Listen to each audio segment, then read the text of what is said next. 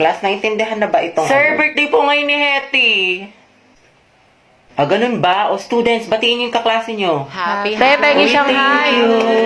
Thank you, guys. Sir, baka pwede daw batiin siya ni Angelo, yung crush niya taga-kabilang section. Uy, oo nga. Uy, wala akong sinasabi. Sige, papuntahin natin. Oh, Hetty, kunin mo siguro. Sir? Nicole, anak, Oo. patawag nga si Angelo. Sabihin mo pinapatawag ni Sir De La Cruz. Sige po, sir. Uy, para kasi kayo mga tangi. Huwag ka na mag-inartite, minsan lang yan. Sir, nandito na po si Angelo.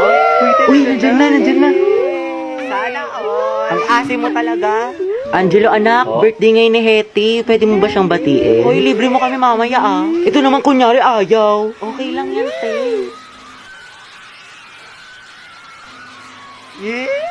Sige, ikaw na nga. Ang hina. Sige, kuya, pasok ka lang. Isip ka. Guys, tahimik na. Hetty. Happy birthday. Ingat ka palagi. Thank you po. Hala, mabebe yarn. Iba talaga ang Angelo at Hetty, ang het. Bakla ka, kumalma ka, mas kinikilig ka pa sa may ano. Lakas niya talaga ang het, tinalo niyo yung putok pati baktol. Hoy, paturo ng format ng pagpe-pray. Sana matupad lahat ng wish mo. Kuya, ikaw yung wish niyan. Amoy cracklings.